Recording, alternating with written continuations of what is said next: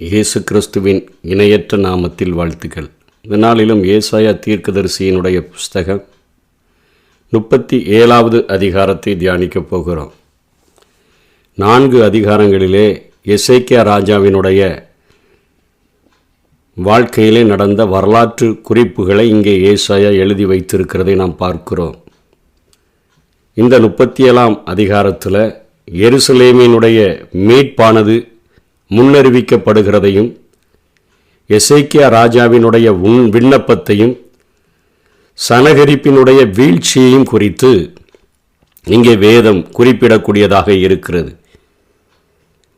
எசேக்கியா ராஜா தன்னுடைய அரணான பட்டணங்களெல்லாம் பிடிக்கப்பட்டு கழுத்து வரையிலும் யுத்தம் வந்த நிலைமையை உணர்ந்த பொழுது ஒரு 2000 போர் சேவகர்களை குதிரைகளின் மேல் ஏற்றுகிறதற்கு கூட ஒரு பலனில்லாத ஒரு நிலைமையில் இருக்கும் பொழுது ஆராதனை முறைமைகளையெல்லாம் ஆண்டவருக்கு பிரியமுள்ளதாய் மாற்றி தேசத்தில் 19 சீர்திருத்தங்களை செய்திருந்த போதிலும் அவனுடைய வாழ்க்கையிலே நடந்த ஒரு நெருக்கடியான நிலைமையை குறித்து நேற்றைய தினத்தில் 36வது அதிகாரத்தில் பார்த்தோம். அவனுடைய உள்ளத்தினுடைய அந்த விசாரங்களை அங்கே வசனங்களாக அவன் வெளிப்படுத்துகிறதை பார்க்கிறோம். ராஜாவாகிய எசேக்கியா அதை கேட்டபோது தன் வஸ்திரங்களை கிழித்து இரட்டு உடுத்தி கொண்டு கர்த்தருடைய ஆலயத்தில் பிரவேசித்து தன்னை நொறுக்கினவனாக தன்னை தாழ்த்தினவனாக ஆண்டவருடைய சமூகத்திற்குள்ளாக அவனும் பிரவேசிக்கிறான்.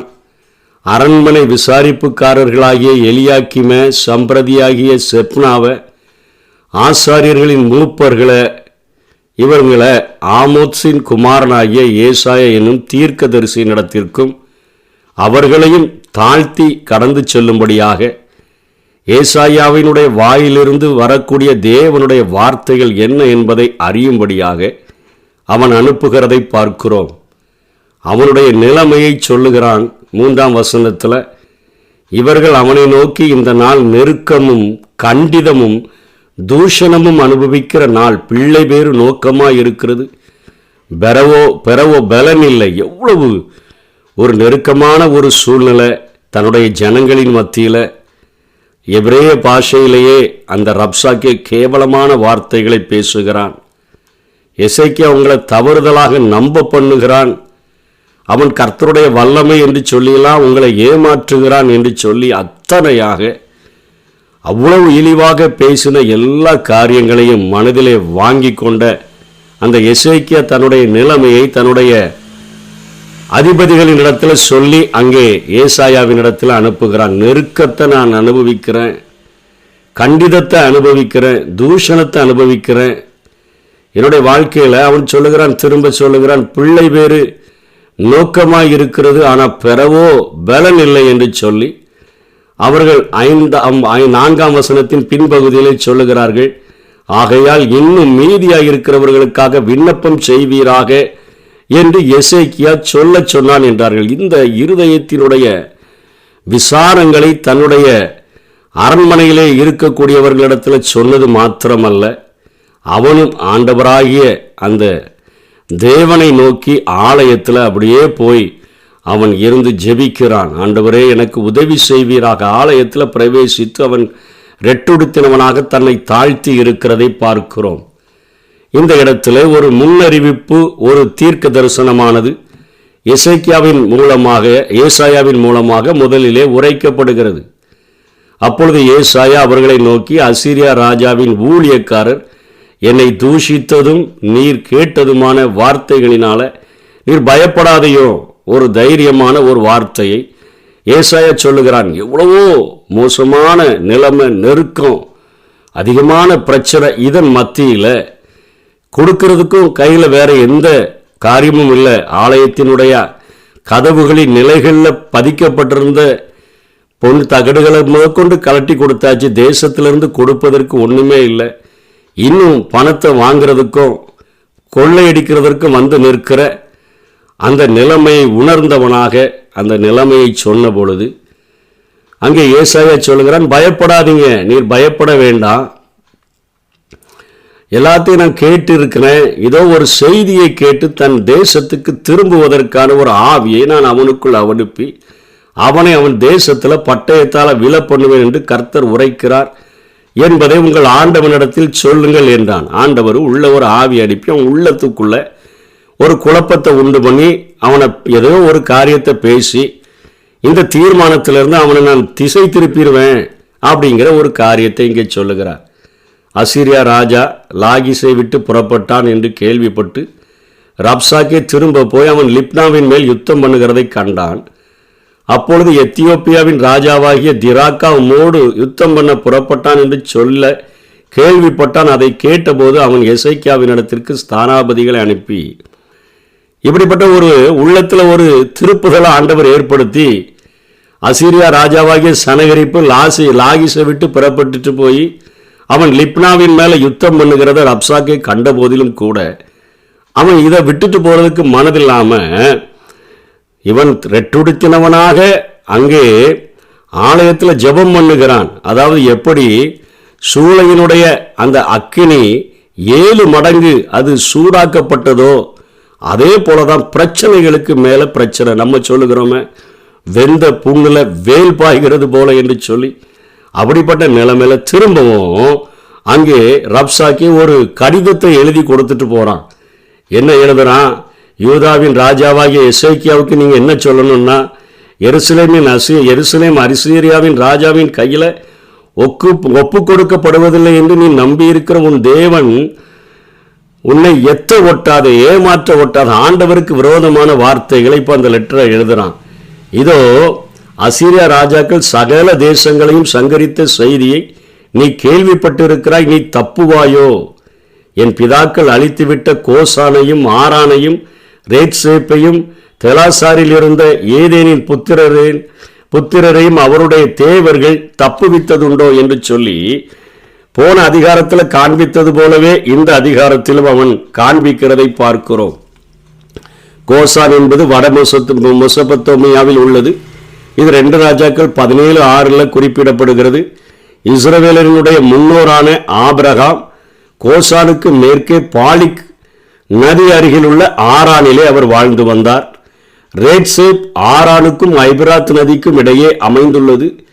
தெலாசாரி ஏதேன் பகுதியில், அதாவது இப்பொழுது தற்போது பிட் அடினி என அழைக்கப்படுகிறது, ஐபிராத்திற்கும் பாலிக் நதிக்கும் இடையே அமைந்துள்ளது. இந்த பட்டணங்களை எல்லாம் நான் அழிச்சிட்டேன் அப்படின்னு அவன் சொல்லுகிறான். இந்த 13ஆம் வசனம் வரையிலும் அவன் சொல்லுகிறான். நேற்றைய தினத்தில் நாம் 36 அதிகாரத்தில் பார்த்தது போல ஆமாத்தின் ராஜாவும் அர்பாத்தின் ராஜாவும் செப்பர்வாயின் ஏனா ஈவா பட்டணங்களின் ராஜாவும் எங்கே என்று சொல்லுங்கள் என்று சொல்லி அத்தனையாக அவன் ஒரு லெட்டரையும் திரும்ப எழுதி கொடுத்துட்டு போன பொழுது எசேக்கியா அவனுடைய உடைந்த இருதயமானது இன்னும் உடைக்கப்படுகிறது. வார்த்தை கிடைச்சிருச்சு, ஒரு முன்னறிவிப்பு வந்துருச்சு, அவனுக்கு ஒரு செய்தி அனுப்பி அவனை திரும்ப போக பண்ணிடுவேன்னு சொல்லி போற போக்கில் ஒரு திரும்பவும் பயமுறுத்தும்படியான ஒரு காரியத்தை செய்து விடுகிறதை பார்க்கிறோம். எசேக்கியா ஜெபத்தில் உறுதியாக தரித்து நிற்கிறத 14ஆம் வசனத்திலிருந்து 20ஆம் வசனம் வரையிலும் ஏசாயா எழுதி வைத்திருக்கிறார். எசேக்கியா ஸ்தானாதிபதிகளின் கையில் இருந்த அந்த நிருபத்தை அப்படியே வாங்கி வாசித்தான்.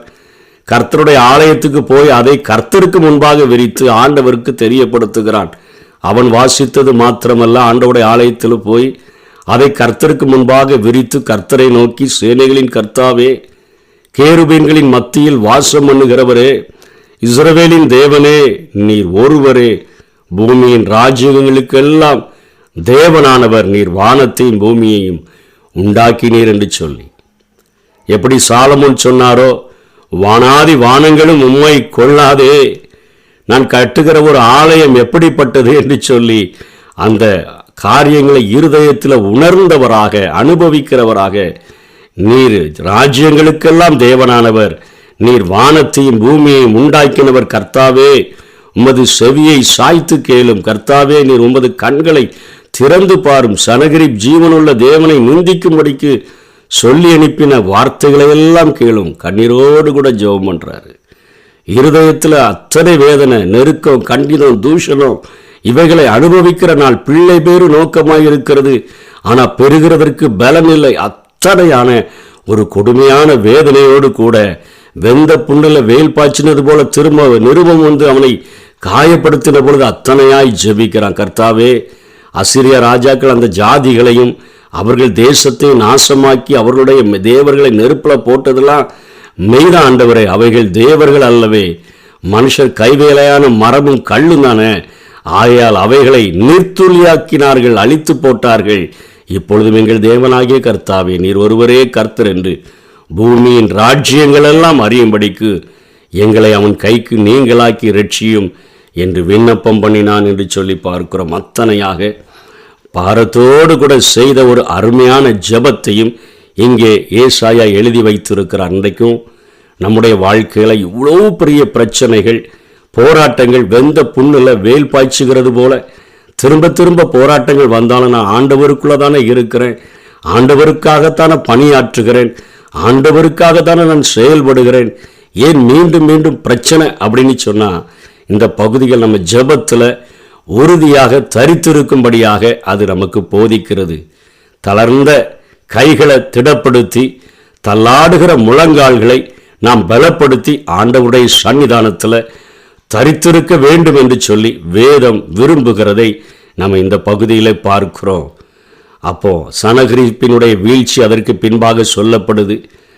அப்பொழுது ஆமோத்சின் குமாரனாகிய ஏசாயா எசேக்கியாவுக்கு சொல்லி அனுப்பினது, இஸ்ரவேலின் தேவனாகிய கர்த்தர் உரைக்கிறது என்னவென்றால், அசீரியா ராஜாவாகிய சனகரிப்பின் நிமித்தம் நீ என்னை நோக்கி விண்ணப்பம் பண்ணினாயே, அவனை குறித்து கர்த்தர் சொல்லுகிற வசனமானது, சீயோன் குமாரத்தியாகிய கன்னியாஸ்திரி உன்னை ஈழ்ந்து உன்னை பரிகாசம் பண்ணுகிறாள், எருசலேம் குமாரத்தி உன் பின்னாலே தலையை துலுக்குகிறாள். அதாவது சங்கீதத்தில் சொல்லப்படுத, அவர்கள் கட்டுகளை அறுத்து அவருடைய கயிறுகளை நம்மை விட்டு எரிந்து போடுவோம் என்று சொல்லுகிற காரியங்கள் சொல்லப்படுவதுகிறத. ஆண்டவர் அதை பார்த்து நகைப்பார், அவர்களை இகழுவார் என்று சொல்லப்படுகிறத. இங்கே எருசலேம் குமாரத்தி என்று அந்த அவருடைய பட்டணத்தை குறித்து ஆண்டவர் சொல்லுகிறார். சீயோன் குமாரத்தி ஆகிய கன்னியாஸ்திரி அவனை பார்த்து இகழ்கிறா. ஏன்னா எருசலேமுக்கும் சீயோனுக்கும் ராஜாவாக வீற்றிருக்கிறவர் என் ஆண்டவராகி என் கர்த்தர் வீற்றிருக்கிறார். ஆகவே அவள் தலையை துலுக்குகிறார். யாரை நிந்தித்து தூஷித்தாய், யாருக்கு விரோதமாய் உன் சத்தத்தை உயர்த்தினாய், நீ இஸ்ரவேலின் பரிசுத்தருக்கு விரோதமாய் அல்லவோ உன் கண்களை மேட்டிமையாய் ஏறெடுத்தாய் என்று சொல்லி ஆண்டவர் தொடர்ச்சியாக ஏசாயா மூலமாய் பேசுகிறார். உன் ஊழியக்காரனை கொண்டு நீ ஆண்டவரை நிந்தித்து, என் ரதங்களின் திரளினாலே நான் மலைகளின் கொடிமுடிகளுக்கும் லீபனோனின் சிகரங்களுக்கும் வந்து ஏறினேன், அதன் உயரமான கேதுரு மரங்களையும் உச்சிதமான தேவதாரு விருட்சங்களையும் நான் வெட்டி உயர்ந்த அதன் கடைசி எல்லை மட்டும் அதன் செழுமையானவைகளை மட்டும் வருவேன் என்றும், நான் கிணறி வெட்டி தண்ணீர் குடித்தேன், என் உள்ளங்காலினால் அரணிப்பான இடங்களின் அகலிகளை எல்லாம் வளரவும் பண்ணினேன் என்றும் சொன்னாய். நான் வெகு காலத்துக்கு முன் அதை நியமித்து பூர்வ நாட்கள் முதல் அதை திட்டம் பண்ணினேன் என்பதை நீ கேட்டதில்லையோ? இப்பொழுது நீ அரணான பட்டணங்களை பாலான மண்மேல்களாக்கும்படி நானே அதை சம்பவிக்க பண்ணினேன் என்று சொல்லி ஆண்டவர் சொல்கிறார். அதனாலே அவைகளின் குடிகள் கையிழைத்தவர்களாகி கலங்கி வெட்கப்பட்டு வெளியின் பூண்டுக்கும் பச்சிலைக்கும் வீடுகள் மேல் முளைக்கும் புல்லுக்கும் ஓங்கி வளருமுன் தீந்து போகும் பயிருக்கும் சமமானார்கள். உன் இருப்பையும் உன் போக்கையும் உன் வரவையும் நீ எனக்கு விரோதமாய் கொந்தளிக்கிறதையும் நான் அறிவேன் என்று இங்கே ஆண்டவர் பேசுகிறதை பார்க்கிறோம். இன்றைக்கு நம்ம ஒரே ஒரு காரியம் தெளிவாக தெரிந்து கொள்ள வேண்டும். தேவ திட்டத்தை, மனிதனுடைய அகந்தைய ஆண்டவர் இந்த பூமியில் சரியான நேரத்தில் நிறைவேற்றுகிறார் என்பதை நாம் அறிந்து கொள்ள வேண்டும். மனிதனுடைய அகந்தைய அவர் மாற்றுகிறதற்கு அவருடைய திட்டத்தை நிறைவேற்றுகிற ஆண்டவர் என்பதை நம்ம தெளிவாக அறிந்து கொள்ள வேண்டும். உலகினுடைய நிகழ்வுகள் எல்லாம் தேவனுக்கு தெரியாதவைகள் அல்ல, தேவ திட்டத்தில் உள்ளடங்காதவையும் அல்ல.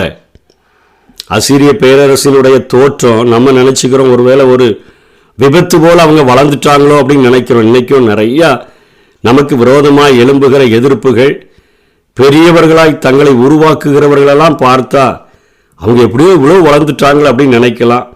அதற்கான அடிப்படை சூழல்கள் ஏற்படுவதில் தேவனுடைய செயல் திட்டம் இருக்குது என்பதை நம்ம தெளிவாக உணர்ந்து கொள்ளணும்.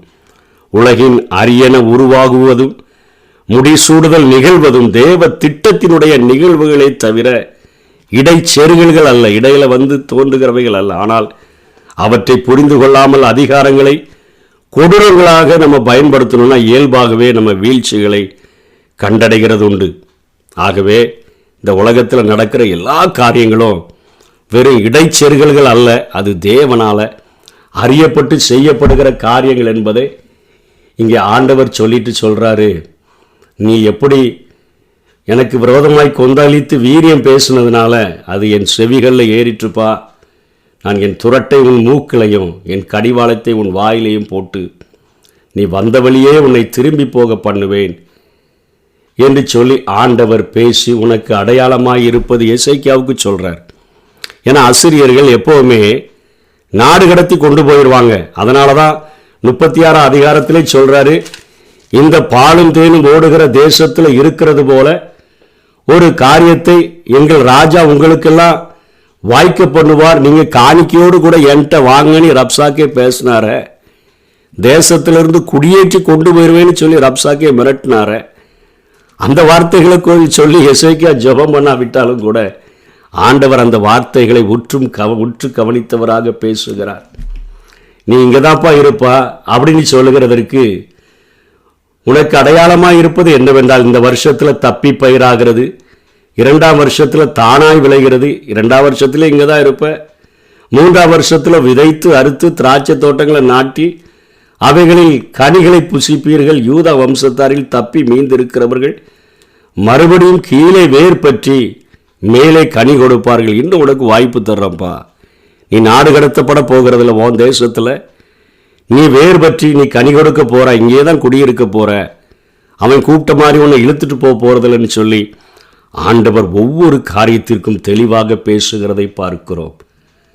கடைசியாக இந்த அதிகாரத்தில் சொல்லப்பட்ட காரியங்கள் தான் அங்கே சனகரிப்பினுடைய வீழ்ச்சியை குறித்து நம்ம பார்க்கிறோம். அதுக்கு அடுத்தபடியாக கர்த்தர் அசீரிய ராஜாவை குறித்து அவர் என்ன சொன்னார்? 1,85,000 பேர் வந்து நிற்கிறாங்க. ஆண்டவர் பேசுகிறார், உனக்கு விரோதமாக உருவாக்கப்படும் எந்த ஆயுதமும் வாய்க்காதே போகும் அல்லவா. தெளிவாக சொல்லுகிறார் ஆண்டவர். அவன் இந்த நகரத்துக்குள் பிரவேசிப்பதும் இல்லை, இதன் மேல் அம்பு எய்வதும் இல்லை, இதற்கு முன்பாக கேடகத்தோடு வருவதும் இல்லை, இதற்கு எதிராக கொத்தளம் போடுவதும் இல்லை, கொத்தளம் இடுவதும் இல்லை. அவன் இந்த நகரத்துக்குள் பிரவேசியாமல் தான் வந்த வழியே திரும்பி போவான் என்று சொல்லி ஆண்டவர் பேசுகிறதை பார்க்கிறோம். 1,85,000 பேர் இருக்கிறான். ஆனால் ஒருத்தன் கூட இந்த பட்டணத்துக்கு விரோதமாக அவனால் அம்பு எய்ய முடியாது, கொத்தளமிட முடியாது. எவ்வளவு அருமையான ஒரு பாதுகாப்பை என் ஆண்டவர் தன்னுடைய ஜனங்களுக்காக செய்கிறார் என்று பார்க்கிறோம். சொல்லி முடித்த மாத்திரத்தில் அன்று ராத்திரியில் கர்த்தருடைய தூதன் புறப்பட்டு அசீரியாவின் பாளையத்தில் 1,85,000 பேரை சங்கரித்தான். அதிகாலையில் எழுந்திருக்கும்போது இதோ அவர்கள் எல்லாரும் செத்த பிரேதங்களாக கிடந்தார்கள். அசீரியா ராஜா சனகரி பிரயாணப்பட்டு திரும்பி போய் அவன் நினிவேல இருந்துட்டான் அப்படின்னு சொல்லி நம்ம பார்க்கிறோம். நினிவேல இருந்த அசீரியா ராஜா அவன் கிமு 701 அவன் திரும்பி போய் அங்கே இருந்தான். அவனுடைய 682 கிமு 682 வரையிலும் நினிவேல உட்கார்ந்துட்டான். ஏன்னா போர் சேவகர்கள் 1,85,000 பேர் அறிந்து விட்டார்கள். அவன் தன்னுடைய கோவிலில் பணிந்து கொள்ள போகிற போது அவனுடைய குமாரர்களுக்குள்ள போட்டி யார் அரசால போகிறான்னு சொல்லி, அதனால் அவனுடைய குமாரர்களை அவனை எழும்பி கொலை செய்து வட அசீரியாவில் உள்ள அரராத்திற்கு அவங்க தப்பி சென்றுட்டாங்க. எசரத்தோன் என்று அவன் சொல்லக்கூடிய அவனுடைய மகன் அவனுடைய ஸ்தானத்தில் ராஜாவானான் என்று சொல்லி பார்க்கிறோம். மிகவும் நெருக்கமான சூழ்நிலையின் மத்தியில் உலகத்தில் 1000 பேர் விழுந்தாலும் எழுந்தாலும், என் பக்கத்தில் 1000 பேர், என் வலது பக்கத்தில் 10,000 பேர் விழுந்தாலும்,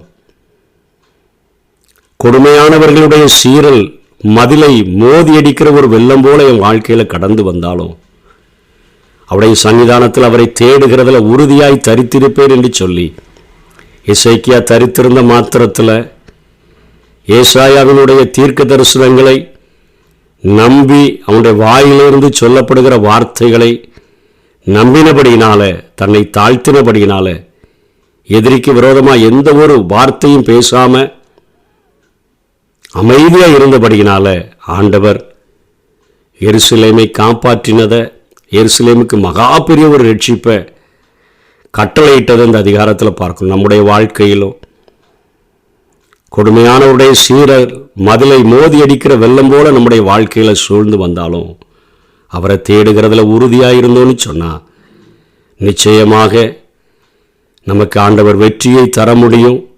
அவருடைய நாமத்தை நம் மூலமாக அவர் மகிமைப்படுத்த முடியும்.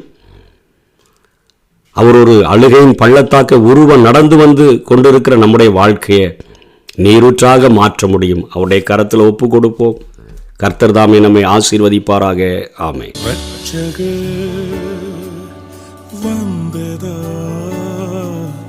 ரட்சிப்பும் வந்ததே, ரட்சகர் வந்ததா, ரட்சிப்பும் வந்ததே, மன்னிப்பும் கிடைத்ததே, மறுவாழ்வு கிடைத்ததே, மன்னிப்பும் கிடைத்ததே, மறுவாழ்வு பிறந்ததே. இம்மானுவே தேவன் நம்மோடே, இம்மானுவே தேவன் நம்மோடே.